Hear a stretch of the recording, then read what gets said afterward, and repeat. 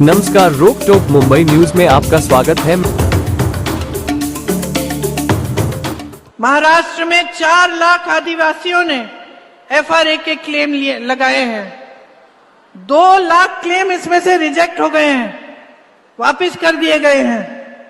पूरे देश में 22 लाख आदिवासियों की जमीन पे क्लेम है, वो नकार दी गई है।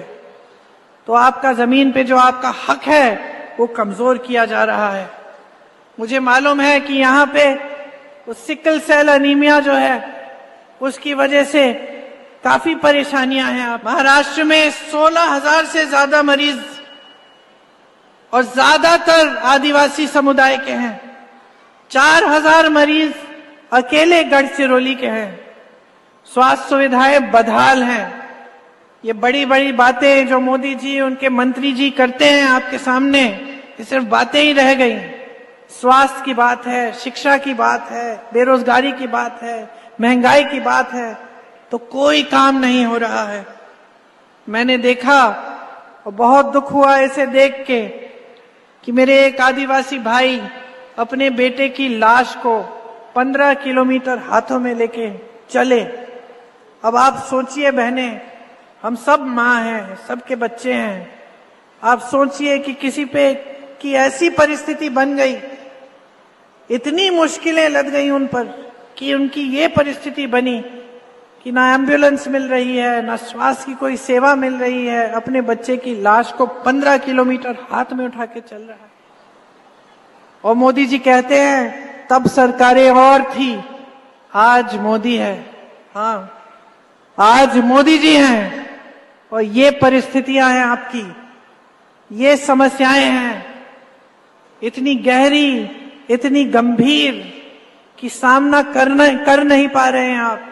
घबराहट हो रही है। कल फिर से हम जाएंगे, काम करेंगे खेती में, क्या पता कमा पाएंगे कि नहीं कमा पाएंगे। ये परिस्थितियां बनी। याद होगा कि कपास का रेट कितना होता था कांग्रेस के समय में। 8,000 रुपए मिलते थे, अभी 6,000 रुपए हैं। कपास का आयात करके आपके कपास का दाम घटाया है। ये हैं इनकी नीतियां। 10 सालों से सोयाबीन का रेट का जो दाम है वो बढ़ा नहीं है। कांग्रेस के समय में 7,000 8,000 रुपए होता था, आज 4,100 रुपए है।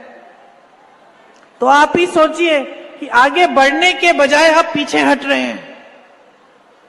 किसानों की कमाई बढ़नी चाहिए समय के साथ, वो घटती चली जा रही है। प्याज का निर्यात बैन कर दिया, बैन हटाया क्योंकि आप लोगों ने कहा कि ये ठीक नहीं है। बैन हटाया, एक्सपोर्ट ड्यूटी लगा दी। 50 लाख टन फसल बर्बाद हुआ। दूध के उत्पादक जो किसान हैं उनको सही दाम नहीं मिलता। संतरे के निर्यात पर ड्यूटी बढ़ा दी। खेती का सामान सब महंगा हो गया है, आज हर चीज पे जीएसटी है। तो आप बताइए आगे कैसे बढ़ेंगे। जैसे अभी मैंने बोला नरेंद्र मोदी जी का मेमोरी लॉस हो गया, ये कभी नहीं बताएंगे, सवाल नहीं उठता।